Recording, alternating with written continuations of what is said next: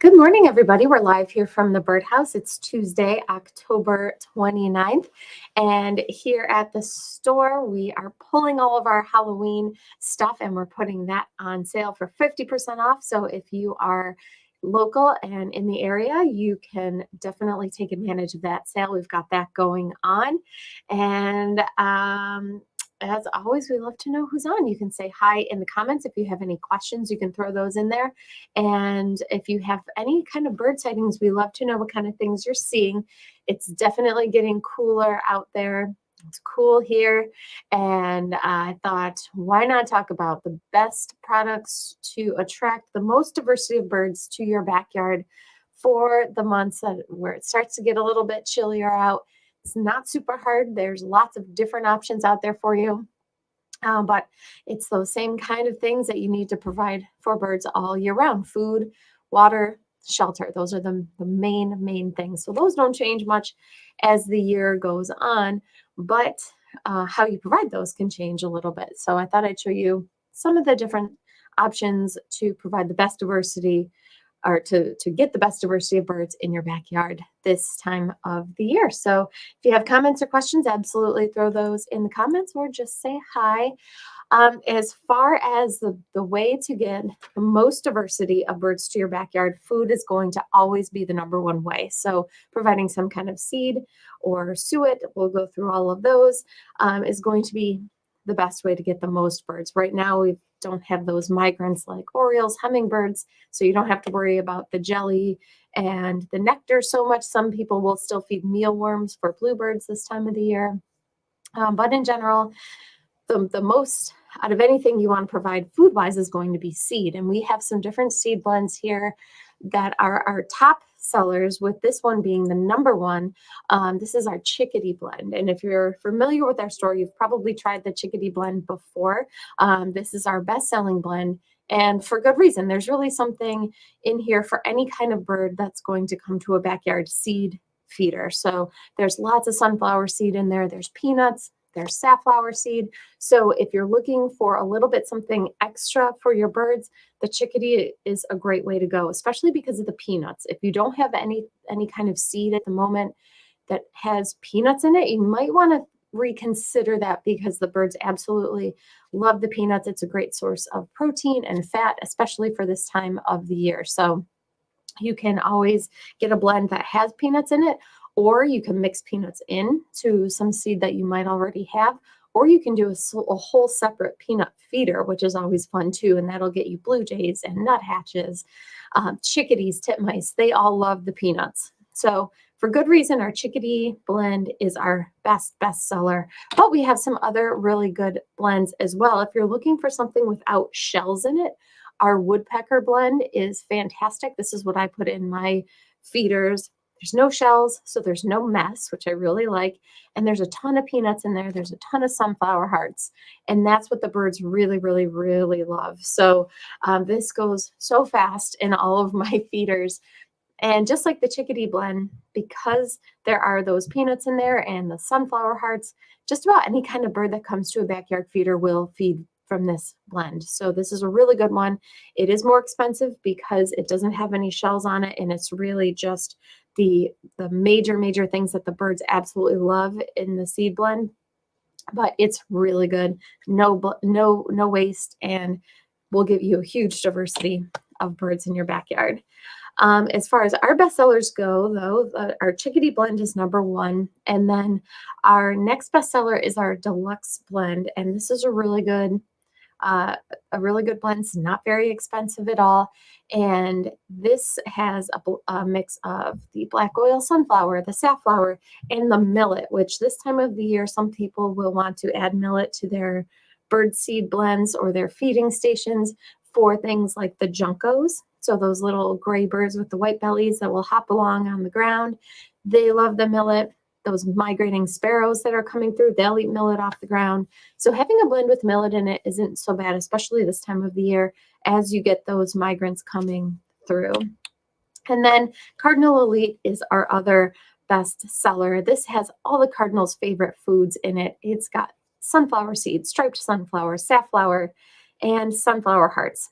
What's great about the cardinal blend is that it doesn't have the millet in it, so the birds don't throw that on the ground. So there's no waste to it. But everything that's in our cardinal blend is also in our chickadee blend. So if you are looking for the top #1 way to provide for all your birds, the chickadee blend is still going to be it. If you want something with no shells, then I will go with the woodpecker blend. And then there's always just straight up sunflower hearts. If you don't want any mess, if you don't want to have to deal with birds picking this over that out of your bird feeder, you can just do sunflower hearts. And sunflower hearts are the insides of the sunflower, and just about all birds who come to feeders will eat it. Cardinals will eat it. Chickadees, red-breasted nuthatches, like this picture here, they seem to really like that. And they're more of a seasonal bird that's around now and through the winter, a little bit more commonly than we see in the spring and summertime. So you can always do sunflower hearts too as a good way to provide for a big diversity of birds in your backyard. Some people do sunflower hearts and mix in peanuts with that. And that's really fabulous also, because again, no shells, and you can still get a really good mix of birds that way. And then don't forget, there's always hot seeds. If you have a feeder set up that you can't squirrel proof, or you don't have a squirrel proof feeder and squirrels are driving you crazy, we do have the bird seed that is mixed with the hot sauce. So we have just the hot sauce that you can mix in your bird seed on your own, or you can buy the seed already mixed. You don't have to worry about the sauce getting on your hands or anything like that. So this is really, really popular, and we now have it in 20-pound bags as well. We have a blend called the spicy blend, which is 20 pounds of the seed with the hot sauce mixed in. So that's a fairly new product for us, but it has been very, very popular because that's the largest bag that we carry. So it's been hard for us to get large bags of the hot seed, but we are starting to get it in. So we have that for you as well. And keep in mind too, if you go through a lot of seed, everything 20 pounds and over here is always buy 4, get 1 free. So you can always prepay for it. You save 20%, and you don't need to take it all with you at once either. You can store it here. So we'll keep track of what we owe you, and that's a way to save on your seed on top of buying the 20-pound bags is always the best way. But if you do the buy 4, get 1 on 20-pound bags, that is the ultimate biggest discount on bird seed, and you can save a lot of money doing it that way. Then there's the feeders to put the seed in, and there are so many different types. In the fall and especially in the winter, a lot of people like these hopper feeders because they hold a lot of seed and you don't need to refill them as often as you would, say, a small tube feeder. Hopper feeders also have a lot of perching room on them, so you can get things like cardinals on them pretty easily, blue jays, as well as the smaller birds. So we have a whole bunch of hopper feeders at different styles for you to choose from, and they do hold a lot, so you don't have to fill them up all that often. Now, if you want to attract finches, finches are here all year round. We have gold finches, there's house finches, purple finches, and sometimes, although it doesn't look like it's going to be a big eruption year this year, there are other finches that come down further south than normal and will be down here for the winter time. Like the common redpoll is a really good example of that, a finch that has an eruptive type of life cycle where sometimes they will migrate further some years than others, and on those years where they do migrate further south, we are south for them. Doesn't look like it's going to be an eruptive year for them, but they will come to finch feeders when they are around. So you can sometimes get a bigger diversity of finches in the winter than you can in the spring and summer. And in order to attract the most amount of finches, we always recommend our finch favorite blend. You might just feed Niger right now, which is great. The finches love Niger. The finch favorite blend, though, is a mix of Niger and ground up sunflower hearts. So that is become a very, very, very popular blend. Most people who have switched from the Niger to the finch blend haven't gone back. So it just gives them a little bit of an extra food on top of the Niger. So not only will you get finches coming to this, some people get chickadees. I've gotten red-breasted nuthatches eating this, downy woodpeckers. So they love this finch favorite blend. And I just got this new feeder as well, this little spiral feeder here, which I absolutely love. The goldfinches love it. It doesn't have the little stick perches on it like most tube feeders do. Instead, it's a little spiral, and the finches will go down the spiral as they feed from the feeder. So super, super fun. We have this in a sunflower seed feeder as well. And then there's suet, especially as it gets cooler. Although some people feed suet year round, the birds will start going to the suet more often now that it's getting colder out. And the suet is fat and protein, and woodpeckers absolutely love this. So if you're trying to get more woodpeckers or nuthatches, absolutely you want to try some suet. We have all kinds of different flavors of suet. Things with peanut butter and nuts in them tend to be the things that the birds like the best. So things like this nutty butter blend here. There's a fly in the office. It just scared me. There's this nutty butter blend here is our best seller.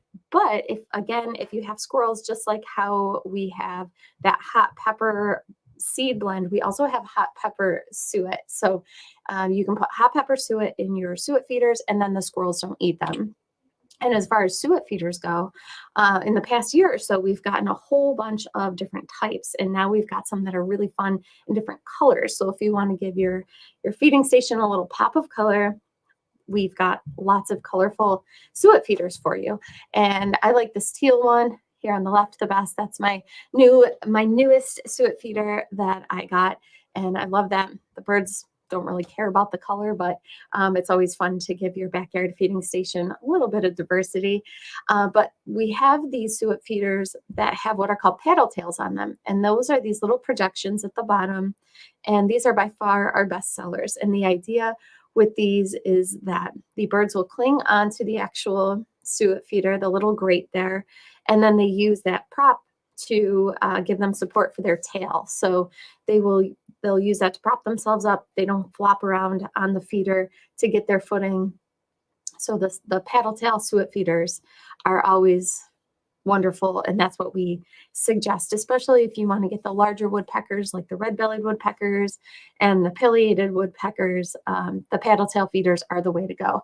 The photo here, there's a little downy woodpecker, but you can see even the downy woodpecker is using that paddle tail, that tail prop right there to prop himself up. And then there's seed logs. This is one section of our store that has grown quite a bit in the past few years. People have been loving these seed logs. And the idea with these are that they're just kind of a compressed log of seed.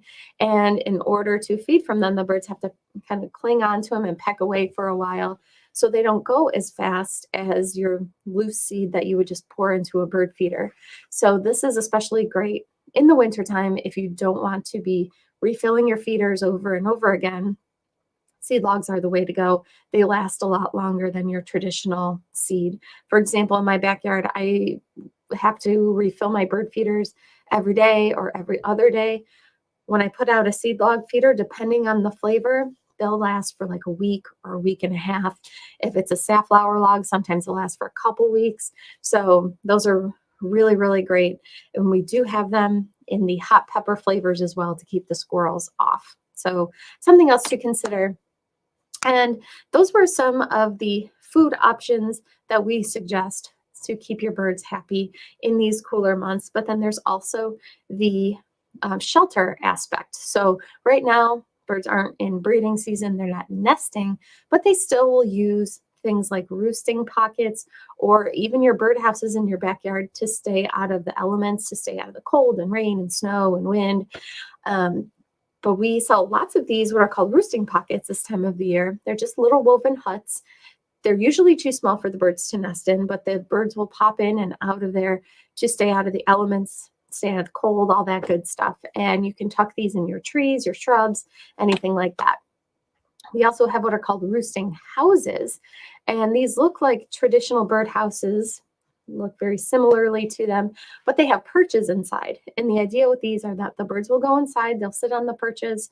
You can get multiple species in there at a time. And again, it's just another structure for them to go into and to stay out of the elements. So it's another thing you can do. And then finally, there's the water aspect. And this is my favorite heated bird bath that we carry. I think this is the best one, honestly, that we have. Best price for everything you get. This is a heated bird bath that has all the elements enclosed, and all of the heated bird baths that we have, everything is all enclosed. So you just plug the bird bath in. They operate on a thermostat, so you don't need to worry about the water getting too hot or for the bird bath to ice over.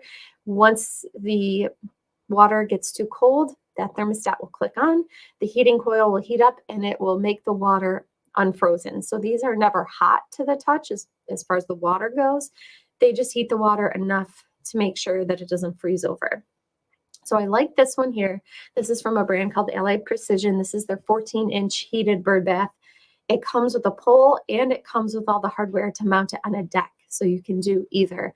And it has what's called an easy tilt feature. So if you want to pour it out and clean it, there's a little switch on it that you hit the switch and it'll tip over, and you can easily empty it out, clean it out, and refill it. So it's super simple to use. And this is it's a really good size. It's not really big. You can put it anywhere. So I really like this one. That being said, we have different types of heated bird baths, and we even have just the little heaters that you can put inside your bird bath, and those operate on a thermostat as well. So if you've got a bird bath that you can leave out all winter that might be metal or plastic, you can just put the heater inside of it, and that will keep the water unfrozen as well. So that is what I have prepared for you guys today. As far as keeping the birds happy as it gets cooler, it's not rocket science necessarily, although there's a lot of different options out there for you to choose from. But just keep in mind, food, water, and shelter is what they need, with food giving you the biggest diversity out of any one type of thing that you can provide for them. Let's see, it looks like Heidi is on with a question or comment. She says, "Hi, I live in Indiana.